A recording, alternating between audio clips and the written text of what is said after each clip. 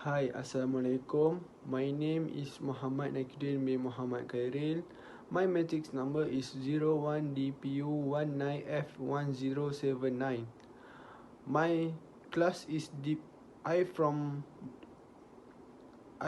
the class DPU3B. My course is mechanical engineering. My subject is DJU31012. Air conditioning and refrigerant principle. My lecturer name is Puan Mahani binti Muhammad Zamri. Today I would like to present about topic 5 in air conditioning and principle and refrigerant principles, about heat exchanger. Assalamualaikum dan selamat sejahtera. My name is Muhammad Syafiq bin Muhammad Jalani. My normal matric is 01DPU191050. Okay, today my group will be present about the heat exchanger. I will be the first presenter to introduce about the heat exchanger, and my second partner is Muhammad Nakiuddin will be explain about the type of heat exchanger, and my third partner Muhammad Khairi Daniel will be explain about the calculation. Okay, now I will be ask a question to you all. Do you know what is a heat exchanger? If you don't know, I will be explain to you all and introduce and about the introduction about the heat exchanger. Now I will definition the about heat exchanger. Okay, firstly, a heat exchanger is a device designed to efficiently transfer or exchange heat from one meter to another. When a fluid is used to transfer heat, the fluid could be a liquid such as water or oil, or could be moving air. The most well-known type of heat exchanger is a car radiator. In a radiator, a solution of water and ethylene will cool, also known as antifreeze, transfer heat from the engine to the radiator, and from the radiator to the ambient air flowing through it. This process helps to keep a car engine from overheating. Similarly, with heat exchangers are designed to remove excess heat from aircraft engines, optics, X-ray tubes, laser, power supplies, military equipment, and many other type of equipment that require cooling beyond water air-cooled heat skin can provide. Okay, next. The thermal performance of heat exchanger technology can vary quite a bit. So, when selecting a heat exchanger, it's important to understand what performance is needed, as well as what fluid are available for removal of heat. It also important to evaluate the entire system when deciding on a heat exchanger, as there are multi consideration including including flow rate, pressure drop, material compatibility, and more. Okay, this is an example of heat exchanger. Okay, for the first picture, this name of this heat exchanger is a stainless steel tube fin heat exchanger. Okay, for the second picture, the name of this exchanger is a liquid to liquid brazed plate heat exchanger. Okay, the third picture is a aluminium flat tube heat exchanger, and the fourth picture, the name of this heat exchanger is a Cooper tube tube fin heat exchanger. And the last picture is the name of this heat exchanger is a plate fin heat exchanger.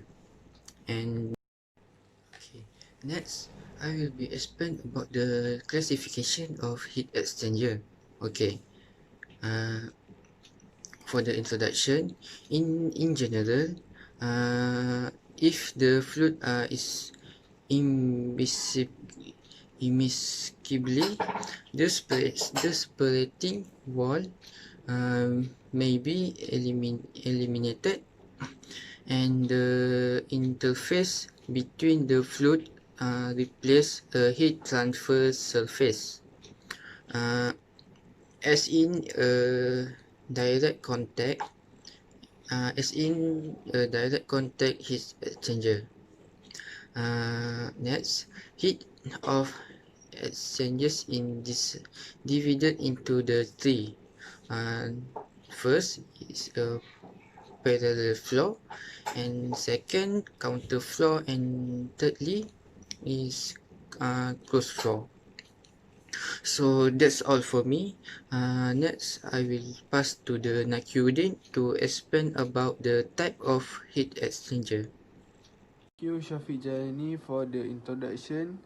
Next, I will be present a type of heat exchanger. First, shell and tube heat exchanger consists of a series of tubes which contain fluid that must be either heated or cooled. Second, fluid runs off the tubes that are being heated or cooled so that it can either provide the heat or absorb the heat. What you can see from the image about straight tube heat exchanger, you can see a tube sheet, a tube bundle with straight tube, a shell side fluid on, fluid in, tube sheet and tube side fluid out, shell, ductless, shell side fluid out, and tube side fluid in. 2 is a plate heat exchanger. These exchangers are composite of many things. Number 2, slightly separate plates that have very large surface area. It means more plate have surface more, and smart flow passage for heat transfer. It's for the heat transfer. What you see in image is the plate have a circle in, out, in. Is a 4 circle. Number 3 is a adiabatic wheel heat exchanger. What is a adiabatic wheel heat exchanger? The adiabatic wheel heat exchanger is an intermediate fluid or solid stored to hold heat, which is then moved to the other side of the heat exchanger to be realized. what you see in the image is the ideal adiabatic model. It's a wheel, like a wheel, like a wheel, like a wheel. You circle, turn around. It part is a adiabatic compression space. Have a cooler, a regenerator, and heater, and the adiabatic expansion space. The last one is a plate fin. Plate fin, plate and fin heat exchanger are usually made of aluminum alloys. It's made from aluminum alloys. Second, it provide high heat transfer efficient. It provide heat transfer, high heat. And three is this material enable to the system to operate at a lower temperature difference and reduce weight of the component. There are part of a plate fin. A, what you can see in the picture, A is a rectangular fin. B, it is a rectangular fin.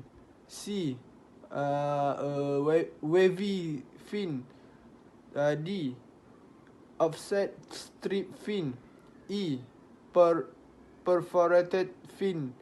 F, louvered fin.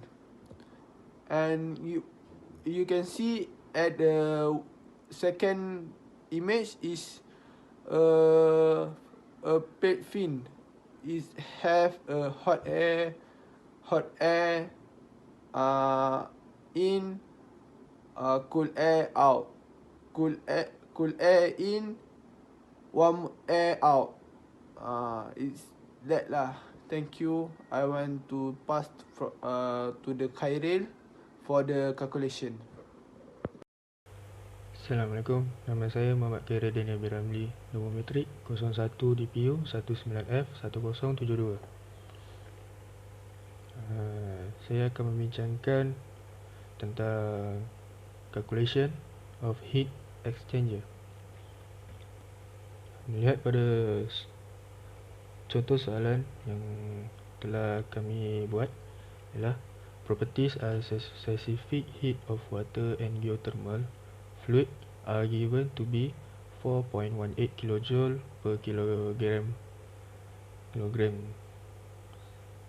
darjah Celsius and 4.31 kJ per kilogram.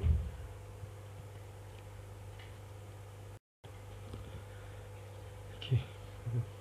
Number 1, the rate of heat transfer in the heat exchanger is Q equal dalam kurungan MC dalam kurungan T out tolak dengan T in.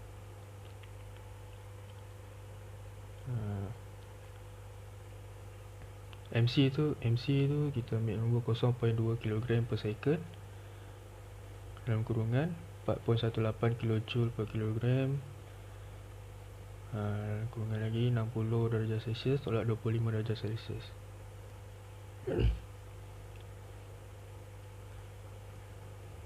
Lepas tu 29.26 kW bahagi dengan 0.3 kg per second dan 4.31 kJ per kilogram. Lepas kita dah pakai kalkulator, kita buat pengiraan, kita akan dapat 117.4 darjah Celsius untuk bagi heat transfer ni. Okay, number 2, the logarithmic mean temperature difference is yang ni simbol ni T1 sama dengan TH in tolak dengan TC in. So sama dengan 140 darjah Celsius tolak 25 darjah Celsius sama dengan 115. AT kuasa 2 pula. Yang kedua ialah TH out dengan TC out. Yang Yang tadi TH in dengan TH out, TH in dengan TC in. Yang ini kita gunakan TH out dengan tolak dengan TC out. 117.4 darjah Celsius tolak dengan 60 darjah Celsius sama dengan 57.4 darjah Celsius. And bila kita dah dapat semua nilai tu, kita buat balik. AT in sama dengan AT 1 tolak AT 2 bahagi dengan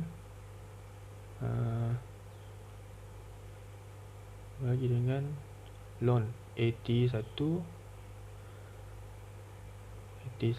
per AT 2. Sehingga kita masukkan nilainya ialah 115 darjah Celsius tolak 57.4 bahagi dengan ln dalam kurungan 115 darjah Celsius per 57.4 darjah Celsius. So jawapannya ialah 82.9 darjah Celsius. Yang ketiga ialah the surface area of the heat exchanger is determined from, ini adalah formula dia, Q sama dengan UA per AT. Kita tukar dia kepada A sama dengan Q bahagi AT.